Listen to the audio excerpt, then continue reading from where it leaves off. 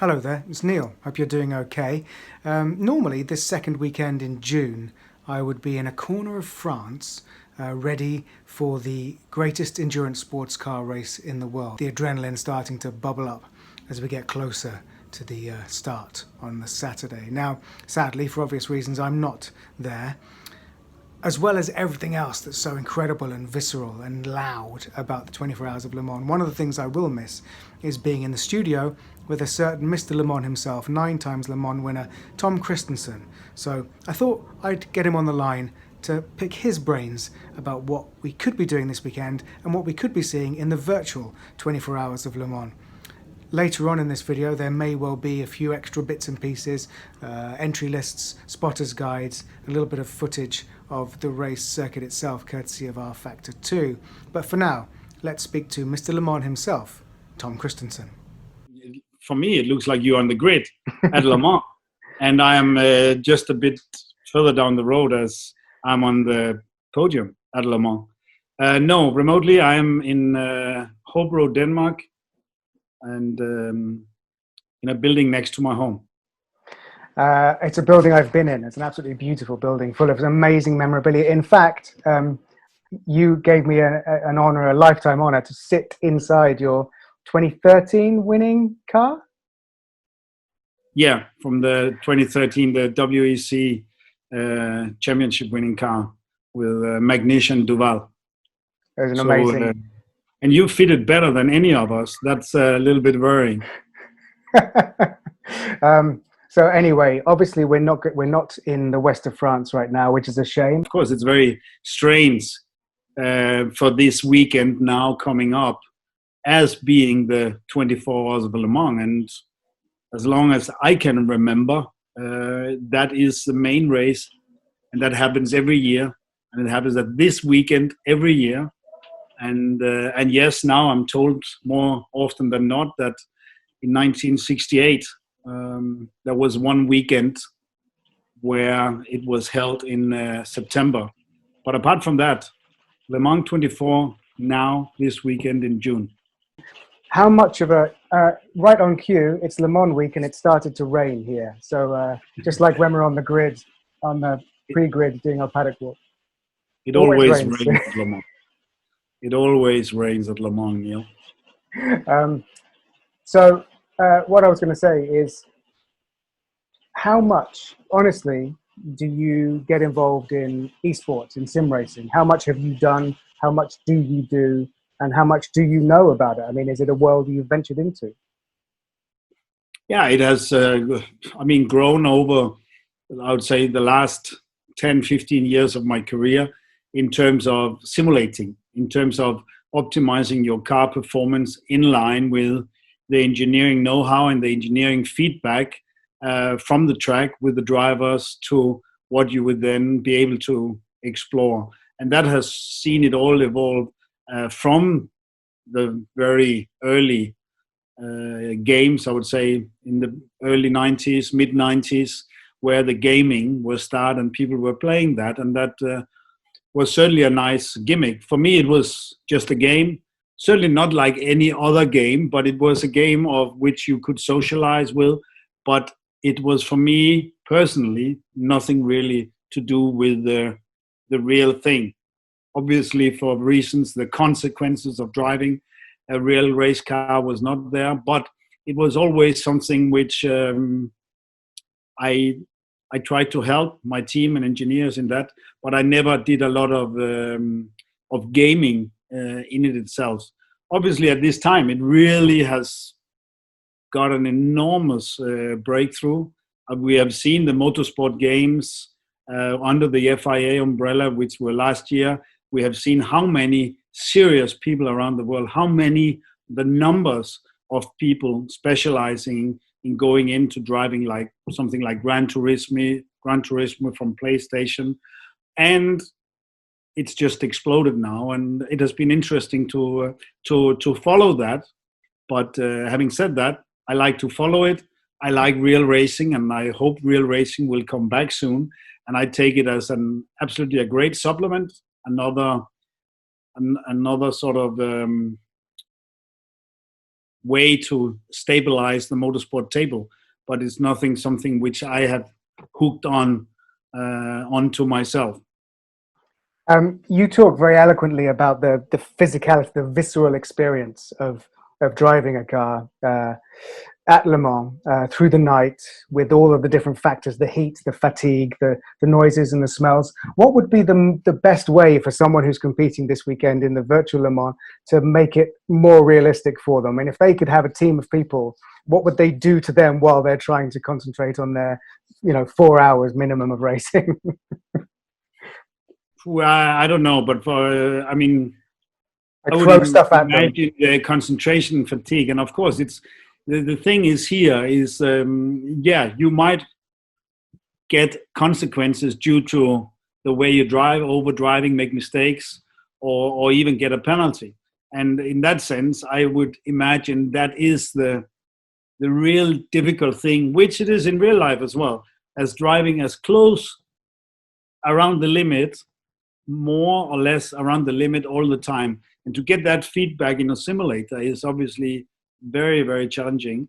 At the same time, when you're driving with competitors, and sometimes they maybe overdo it a bit. So in that sense, it is to control the mental aspect of being here, never over the limit, because once over the limit in a digital game, you are off. And in that sense, that's the consequence you get. But the feedback you probably won't get before you are there. And that is where I would say the difficulties are coming in, and obviously fatigue. I was just thinking that maybe they could, be throwing, spraying water in their face, making the room smell bad, and. Yeah, you can. I guess you will be able to do all of these things. I think some of them are using the same simulator, but even some are sitting in different locations, and obviously that is the name of the time of we are going through the COVID-19, and I think that is what Le Mans is not all about. Le Mans is all about the team spirit and all about that what's happening from the sort of the center of the zone is actually the pit garage of your car. That is where everything springs from there, and everything evolving from there. The lap times, and over 24 hours that you have to do average speed on track around 220 kilometers, 230 kilometers every lap, and that's quite often including the pit stop time over the 24 hours. And that's also going to be very interesting to see how you do the pit stop. Just imagine physically when you're going into the pit in your simulator to give it to somebody who is sitting in the United States, and you are just sitting in either UK, Denmark, or France. Yeah, and the communication, and Alonso pulls the car in, driver change. It'll be really interesting to see how that works, both practically in the game, but also how they communicate with each other. Because Alonso, I saw a quote from Fernando yesterday where he said there's certainly a lot fewer meetings when you're racing remotely, which a lot of drivers will be happy about. Yeah, they will be happy about that. There's no doubt. But still, there are ways to set up the car, to set up the whole thing, so you're able to give the same feedback. And that's why it's obviously, I would say the best is if they can be at the same place and do the same, driving the same simulator or the same station. That will be, I would imagine, I could imagine that would be the winner during this event. And I presume you may have spoken to a few of your friends who are current racing drivers who are competing this weekend. What's the general vibe? I mean, how are they preparing? Are they impressed with the sim racers and just how good and quick and consistent they are? How much is everyone practicing?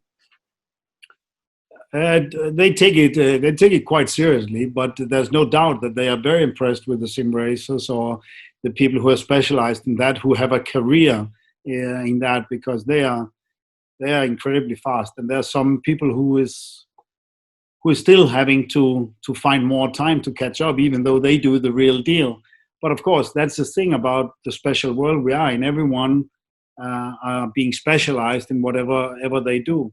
So the way of the mixing it, like 2x2 of a team by four, I think that's pretty cool. And both are going to learn from each other. You would imagine that many of the sim racers, they are absolutely thrilled to be getting an opportunity like that under the very, very high profile it's giving. Running the 24 Hours of Le Mans at the Le Mans weekend, with the hub, of course, being made in Paris and going around the world. So they are seeing that as a great chance for their sport and for them personally, and also to meeting and socializing with the real stars, the champions and the racing drivers themselves. So, and even some of them are, of course, hoping or thinking that they can have a career in real racing as well. So I see a lot of things mixing and going on in this cocktail which is happening. It could definitely change the landscape of racing going forward. You know, when/if the real Le Mans happens in September, you may well see that you start to get at least reserve drivers or test drivers coming in, or the AM drivers who have come from a sim racing background much more than ever before, which is testament to how it's come of age in the last 3 months. Yeah, that's what you would expect. Of course, the whole thing is that Le Mans is going ahead in September, but in generally the whole landscape of the worldwide landscape has been hit. So we will, you can just speak about what about companies, what about sponsors, what about teams, what about manufacturers, how is that? That in general is not a topic for us now, Neil, but it has to be said that motorsport in general is of course in some way is maybe it's a time, always a good time to think how we can do it better, how can we do it more cost beneficiary, how can we do it in general, how can we go about our racing better. That's very interesting. That's a big question.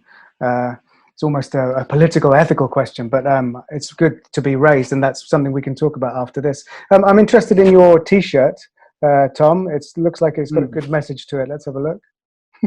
I don't know. Can you read it? What does the one? I can see OK, square for OK, plus for faster, triangle for slower, circle for come in next lap, all out, stop. I don't want to see what's below that. What's that behind you? Talk us through that picture. Behind me, it's a lovely picture by Richard Dole, the American photographer who once, and it's quite some years ago, he had the fantastic idea of putting up a camera with a remote control up on the podium and prepared in all quietness around Sunday after lunch.